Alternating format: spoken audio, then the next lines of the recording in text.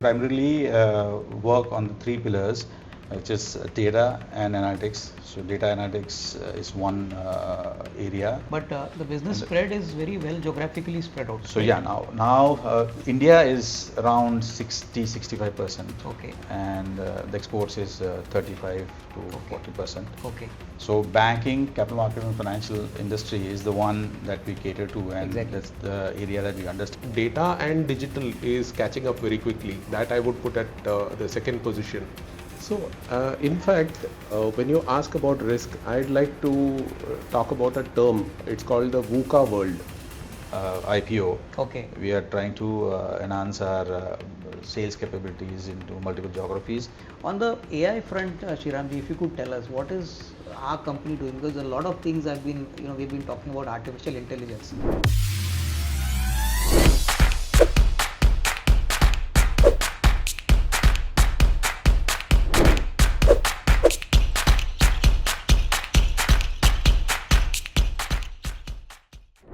Welcome friends, my name is Avinash Gorakshakar and I welcome all of you to another interesting episode of Konexio HighFlyers. Friends, as all of you are aware, these are episodes where we introduce to you emerging companies from emerging sectors and where we talk to the top managements, the promoters of such companies, so that we get a better perspective on these companies about their future plans, their growth strategy, and in this process a lot of valuable information is shared by the promoters. So today friends, we have got another interesting company which is into IT services, which is a very niche player, and the company's name is Paramatrix Technologies Limited, and we have the privilege of having both the promoter and the top management team with us. We have with us Mr. Mukesh Thumar, who is the CEO and MD. Mukesh ji, welcome to the show. Thank you. We have Mr. Sreeram Melarkode, who is the Chief Digital Officer of the company. Sreeram ji, welcome to you also. Hello. Mukesh ji, without wasting time, we can start. Thank you, Avinash, for this opportunity to talk to you, and look forward to any of the questions that you have, and I can brief you on that. Yeah. So Mukesh ji, first question, which is very elementary, please explain to us and our investors that what is the broad business model of Paramatrix? And we operate in three segments, that is application development, cyber security and consultancy services. So broadly, what exactly do we do here? And if you could tell us something about your business journey. I think it's a long kind of journey in Paramatrix for you. So how did you hit upon this idea and how did this business journey start for you? So if you could give us some flavor on that, and we can begin. Sure. Thank you. Thanks a lot. So I think my first journey I started in 2004 as an application development company, application development and maintenance, with my first client as Kotak. And I think then also I would have seen you, because your journey also, there was some part related to Kotak as well. And it is a coincidence that we are meeting after that for the first time there. And in 2004, since 2004, now we have expanded to our footprint in Hong Kong, Singapore, and as we talk on the 5th of April we started. We have our wholly owned subsidiary in Japan. Yeah. And we primarily, as you rightly said, we primarily work on the three pillars, which is data and analytics. So data analytics is one area which we work on. The second is digital transformation, and the third is the cyber security. Right. So, and all these three areas, we have accelerators which we have built to propel our services businesses around it, which probably Sreeram would elaborate more on all those accelerators that we have built over these years. So that's the journey. And basically, what's the positioning of our company in the domestic as well as in the export market? If you could give us some flavor on that. See, since we have been in this industry for more than 2 decades, we have built a good domain expertise along with the technology that we keep upgrading and upskilling our resources on. So banking, capital markets and financial industry is the one that we cater to, and that's the area that we understand more, and you can understand from the kind of clientele that we work with. Is something which we have created a niche where we get a little bit edge over the competition. Okay, fine. Yeah. So thank you, Mukesh ji. Sreeram ji, second question to you is that within the three verticals, that is application development, cyber security and consultancy services, as Mukesh ji said, our main focus is on the BFSI, capital market, those segments. Now, if you could tell us, how are these three segments actually performing in the market, and what is Paramatrix main USP? Which segment are we targeting and where are we strong? Right, absolutely. So, of course, application development and maintenance obviously was the mainstay, right? It has been around for a while. And of course, the consultancy picked up speed quickly. And within that, again, one focus is primarily on data. Yeah. And the other focus is on digital transformation. Okay. Right? Within these also, data has been around for a long time now, more than a decade and a half, and it's been a very strong vertical for us. We enjoy working with data. And finally, the third one is cybersecurity, which is ideally the youngest of the three, right? So as Mukesh was mentioning, in all of these areas, we have actually developed certain accelerators or products. And you can look at these as tools that help us to, bring things quickly to the market. Okay. I'll give you examples. Now, within application development and maintenance, we have a platform, a middleware platform called Pace, okay, which accelerates development cycles by a significant degree, okay, right? Within data, now within the consultancy side, when you look at data, we have a product called XSIGHT, which actually brings about analytics capabilities for both the banking as well as the capital markets domains. There are pre-built data marts that are available that ship along with the product. On the digital transformation side, we have done a bunch of work around AI, which includes a gamification platform called Playmity and a conversational data aspect called Convex. These are things that we are rolling out, right? And Playmity, for example, the gamification part, there we have managed to achieve, personalized nudges at scale. So even when there are a large number of field force and you want to promote certain behaviors, then we've managed to personalize the kind of nudges and prompts that go out to these individuals. On the cybersecurity side, we've started with a program called Bulwark.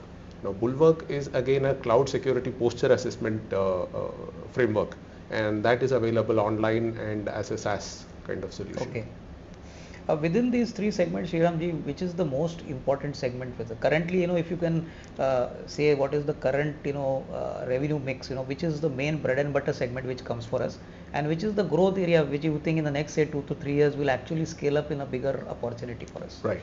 Right. So obviously application development and maintenance has been the mainstay. So Correct. that obviously has a significant portion of the revenues because it's been the oldest and the strongest sector till now. Data and digital is catching up very quickly. That I would put at the second position. That's catching up quickly, and we intend to probably have roughly 30-40% of our revenues coming from there. And of course, cybersecurity being the youngest, Correct. That's just in it's just going through its baby steps. Okay. So probably in a little while it'll Yeah. catch up. Okay. Mukesh ji, one question which is very important is that from the question answered by Sreeram ji, is our company rightly positioned like a service and a product company? Because you said we got some products, for gamification. Yeah. You said for cyber security. Yeah. So can I assume that some sort of a combination of service and a SaaS kind of company? Absolutely. Absolutely. So you're exactly right on that. See, probably most of the services company and the product companies, they cannot work in the same organization. Correct. Because the mindset and the sales is completely different for a product company and for a services company. So we are rightly understand, and that's the reason why we are talking about accelerators that rather than calling them as products. Correct. But if the accelerators on its own are able to get a good revenue stream, then probably we can offshoot that as a separate line of business side. Okay. But till that time, we are using that to propel our services business and using these products or SaaS products as an accelerators for enhancing our services business. I think understood. Yeah. Mukesh ji, now one question is basically as on date, who could be your marquee customers? If you could give us some names so that we understand your company's profile in a much better way. Correct. And broadly, what is our active customer base? Because obviously there could be some clients who give you repeat business. Correct. There are some clients who do a project related work. Correct. And geographically, how well are we spread out? If you could please share your thoughts. See, from the client side, most of the names who's who in the BFSI sector we work with. So like Kotak, HDFC, ICICI, NCDX, NERL, um, uh, the large players like Daiwa, which is an international player, is a Japanese-based large corporate stock booking company. So these names show in itself that we our capabilities and to work with them, and these are all more than a decade old clients with us, and it's a continuous revenue stream. Once we get into it, we get deep into, because they themselves have a long, a huge potential to work with, and with our size, we still not attain those work that can be achieved from those kind of clients. Okay. But the business spread is very well geographically spread out. So yeah, now India is around 60-65%. Okay. And the exports is 35 to 40%. Okay. And before it was 50-50. Okay. Pre-COVID, and now it is this. India has grown a little more. And Hong Kong is the larger piece where we have the substance there. We have employees also working there. Singapore is as a company, which we had to do certain work from Singapore because a lot of clients from Hong Kong were moving to Singapore because of obvious reasons in the world market, and we had to cater them locally there. So we set up that in Singapore. Now we are looking at Japan as a market. So just to add, now since you have started your setup in Japan, what is the kind of potential, Mukesh ji, which you think could come in? Because Japan is a country where they obviously look at your quality, your credentials. They are very micro specific and very, very quality conscious. So how are you planning to tap that market? Do you think it's going to be a big market for you? Yeah, obviously, since we already have an experience of working with Japanese clients for more than over a decade now. Daiwa is one of the largest, one of the top 10 clients that we work with, and we know the culture. So it is like Japan market is a little more closer to the cultural alignment along with what you do. So definitely capabilities are also there, but the culture is also that you have to adapt, and that is what. And we have a local partner who we partnered with. So this is a 51% JV in Japan. So it's not a wholly owned subsidiary, unlike Hong Kong and Singapore. And basically the same sectors, capital markets, BFSI, these are the same kind of target customers which you are planning there? Absolutely. So capital markets is one, but there we might diversify a little bit into manufacturing there, because that base is larger there than this. Definitely, obviously, financial market is also there, but the manufacturing and heavy industry is also another market that is easier to tackle there. And probably we are also in the midst of expanding ourselves into the Middle East, and there we might look at the healthcare as another geography. Now, fine, understood. Mukesh ji, one simple question which I wanted to understand when I spoke to Sreeram ji, how much of our business is actually repeat business, and how much is basically the secular business, new client business? If you could give us some broad idea. So it is 90% is till now. In the past, 90% of our business is repeat business, and the new business is now with the IPO. We are trying to enhance our sales capabilities into multiple geographies, and the new businesses will also top up to that. So repeat business is always there. So it has been always, because these clients which we have worked with for over more than a decade, their repeat business is obviously there, and there's new businesses coming from them, as well as net new clients also, which is what we are trying to target from this year onwards. So good. I think repeat business is always a added bonus, because visibility is assured. Absolutely. Mukesh ji, now coming on the macro side of the market, I think Sreeram ji mentioned cyber security is a growth area. Application development has been your bread and butter business. I want to understand over the next, say, 3 to 5 years, what is the kind of market opportunity which is available to us? Cyber security market is growing. The application development market is a growing business. But for us, which market segment will grow the fastest, and according to you, what could be the overall size? Like today we are X. In the next say 3 to 5 years, if the market opportunity is 5x, so how are we planning to capitalize on that kind of market growth? Correct. If you could please share your thoughts. So I think the IT services market size, according to certain research reports that I see, is almost $1.3 trillion IT services market globally, right? And we are nowhere any 0.0001% of that at the moment.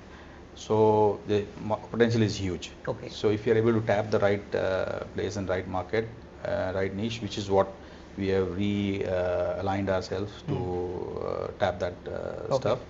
So definitely there's a huge potential there. And looking at all the three pillars run on their own, and we have a good team.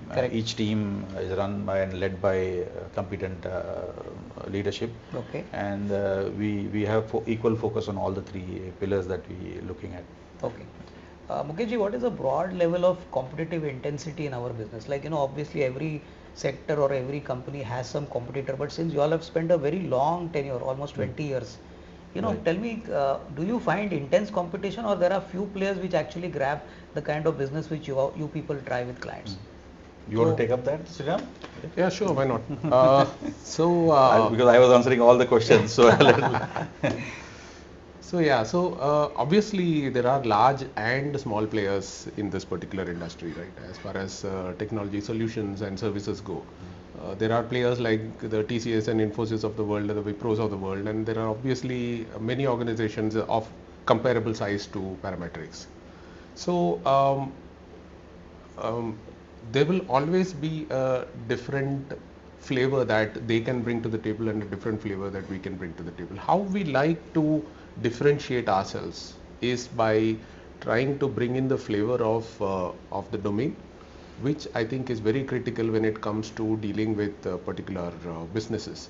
So obviously businesses, our clients, when we approach them, we have noticed that they enjoy discussing with us more and more if they realize that we come with the background of the domain. And when we are talking about things that they understand, and we understand what they are talking about, that really helps them to connect with us better. And that's where we find that we are able to add that extra value. Okay. Not everyone is in a position to attach equal significance to both the domain as well as technology. Also, another thing that happens is when they come up with something specific to a particular domain. Now, certain domains that we are looking at are evergreen domains, and that really helps, right? So when we are looking at banking, financial services and insurance, BFSI as it's called in India, and when we are looking at the upcoming domain that we are looking at, which is healthcare, these are all domains which are known more or less as evergreen domains. Exactly. So we really feel that that's something that we can continue to focus on. It'll be something that will continue to provide a lot of work and hence a lot of revenue. Okay. So I think so broadly the runway for us is quite large. That's right. To grow in the next say 3 to 5 years. Mukeshji, tell me one thing. One very pertinent question which is now asked in the markets is that if you export to the US, with all these tariffs being announced, 40%, as you said, is exports for us. Now within that, what is the mix of Zero US? is, we are zero in US at the moment. At the moment, but yeah, see, US market is quite large. Correct. And very rightly, this tariff pe tariff jo bhi things are going on has not affected the IT services industry, and the clientele that we are catering to is the service industry again. Correct. So there the effect is not that much at the moment, but we don't know if it prolongs to a longer this thing, what happens. But right now we have no exposure to the US market. Direct exposure is not there. Indirect also is not there. Right now UK, Japan, Hong Kong, Singapore, India. That's the primary area that we work in. Sreeramji, now one important question is, we have been in this market for a very long period in the verticals which we work. Tell me one thing, leave alone the financials aside, but if I were to ask you 2-3 qualitative factors which actually differentiate us with others, and how do we add value to the customer? In your previous answer you said that customers love to talk to us, obviously that's because they have great amount of comfort with you. Right. Tell me one thing, 2-3 qualitative factors which actually give us a sense that the company's profile is very strong even if you don't look at the financials, because qualitative part of the business is also very important. Absolutely. So if you can please share your thoughts. Sure. So I will touch upon a couple of aspects that we discussed before, right? The first thing which I answered in the previous question was that we understand the domain very deeply, and that really helps us. So that's one qualitative aspect, because that's not something that comes with it comes with experience. Correct. And that's something that we've developed over the last couple of decades.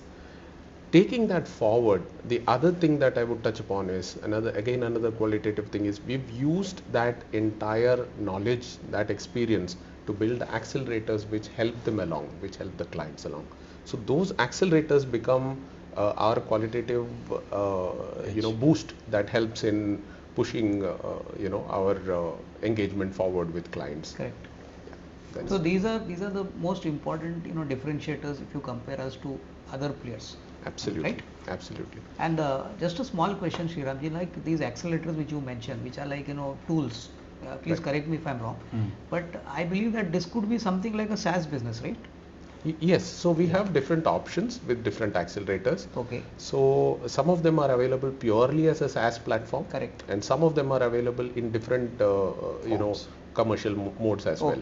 Like for example, in the business that we deal with, banking, etc., sometimes clients are not very comfortable, sending their data outside of their particular network. Exactly. So then we have developed commercial models where we are able to take the license and install it within their premises, within their servers. Okay. So those options are there as well. Okay.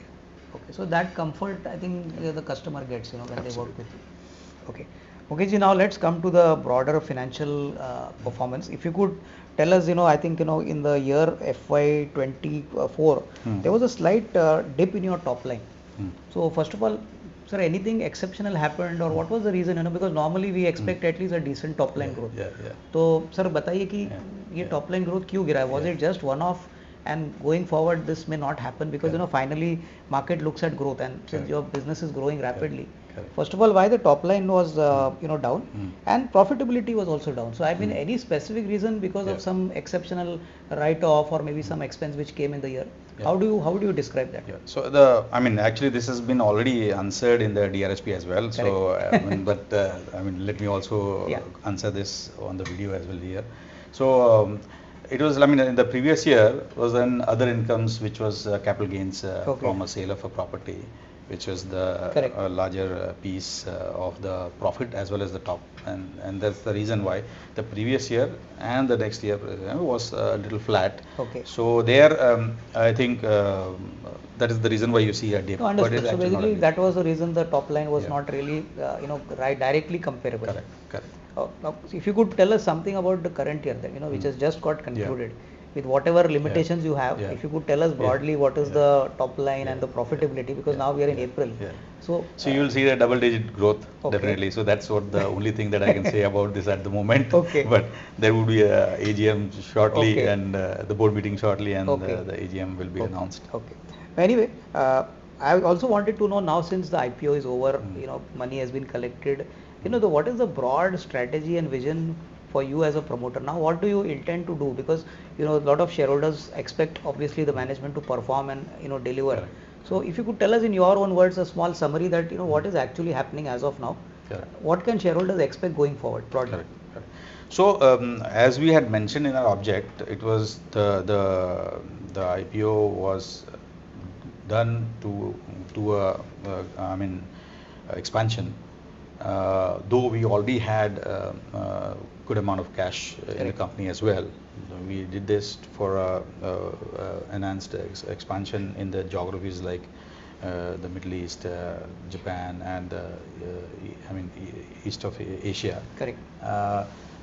Over and above that, we are also looking at some inorganic growth as well, but which will be not part of the object, but we will fund it through our own reserves. Okay. So that could also be in the cards in the future. So basically, inorganic growth is also a possibility which you are looking at. Absolutely. On the business side, Mukesh ji, we want to understand your business model in the sense, typically for your export customers and domestic customers, what is the broad working capital cycle? Because we operate in the service business. Correct. But typically for an export customer, is the working capital cycle slightly longer? No. Or is it similar? Yeah. So I think the kind of clients that we are working with, I think there is no problem with the Correct. payment cycle. So it is hardly 35 to 45 Correct. days payment cycle, and in certain cases like exports, sometimes it advances as well. Okay. So working capital cycle is not. Okay. Not So a basically, problem. it's a very Yeah. It's a good smooth one. working Smooth capital one. cycle because customers are fairly, comfortable, and the kind of work you people do Yeah. is with Yeah. larger corporates. Larger corporates. So the new geographies that we are getting into, there probably we will see and tweak. I mean, calibrate ourselves a little bit, but I don't see anything, any problems with the working capital cycle at the moment. Okay.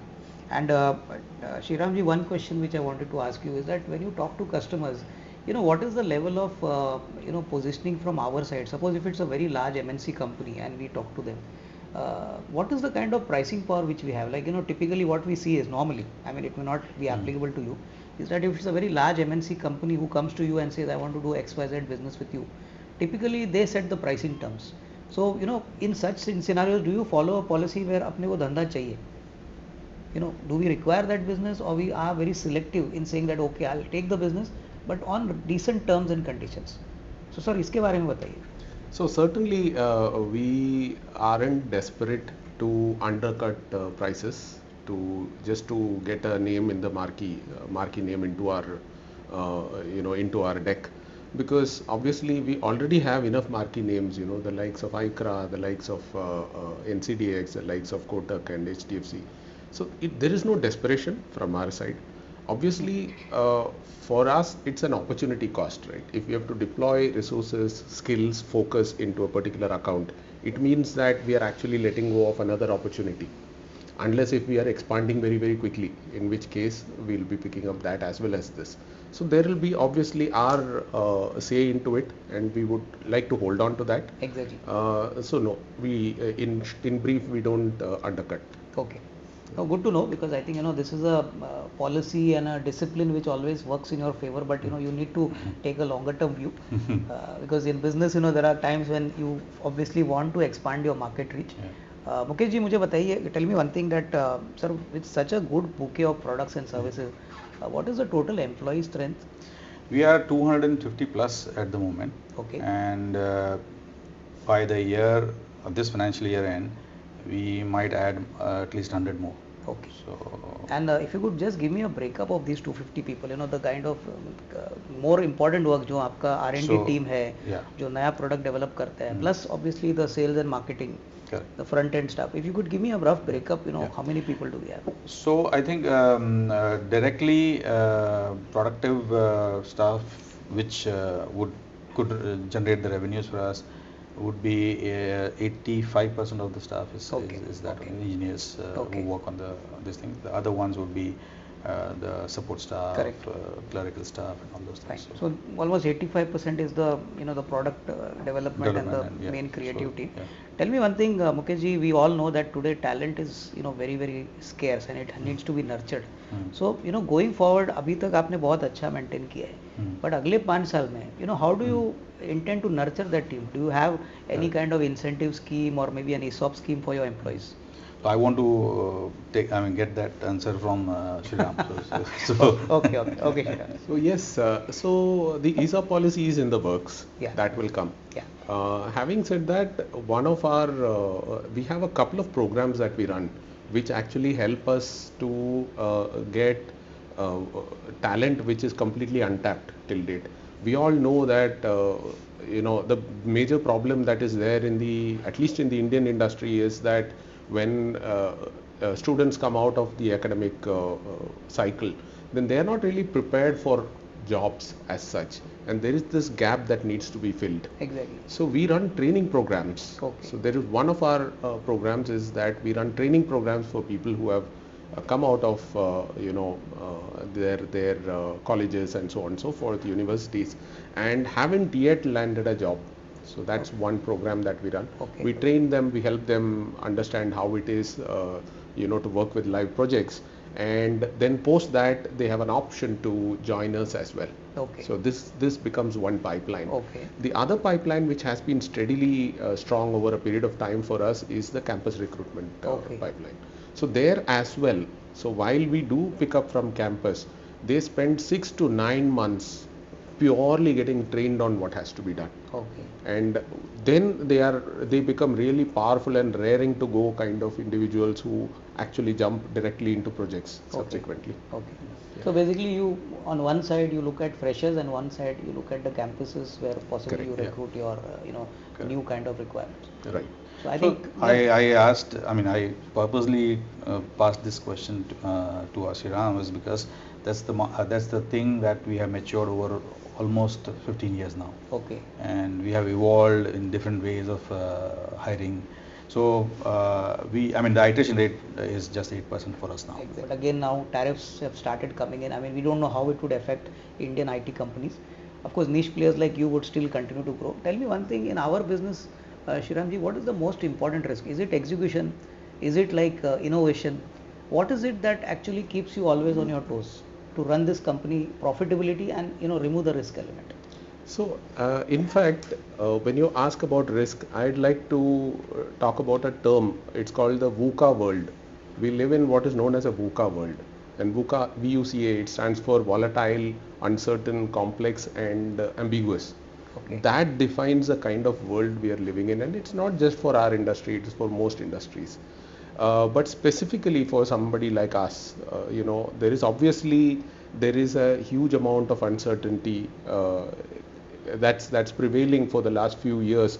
Ever since 2019, 2020, we've had too many uncertain things and too many surprises that have happened, exactly. right? So obviously that's precisely where we feel that remaining nimble has really helped in our favor. Okay. Not committing too much and not committing in something into legacy kind of technologies, but at the same time having a foot everywhere and being nimble, realizing when to pull off, realizing when to enter somewhere. That essentially is what we try and do to try and address the risk aspect. Okay. I mean, just to add one more point, Sreeramji, I mean, is execution of a project equally important for you? Because I mean, today, client expects execution to be top class. Absolutely.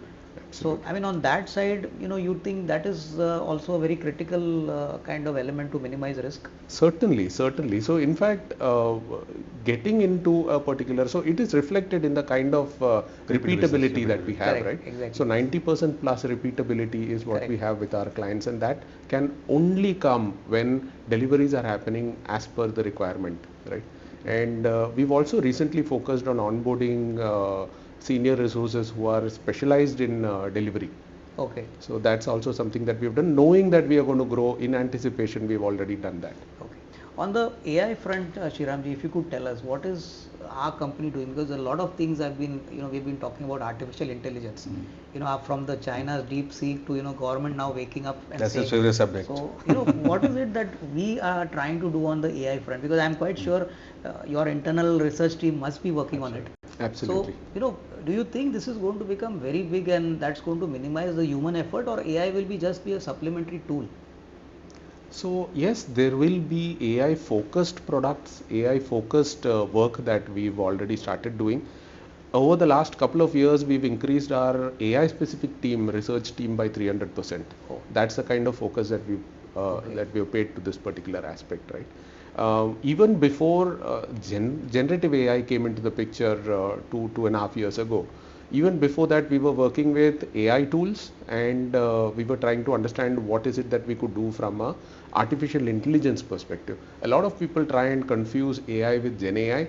So I'd like to say we are there in both places. We understand both aspects quite well. Okay. And a couple of our products that I mentioned, couple of our accelerators, be it Playmity, the gamification platform, be it Convex, the conversational data access platform.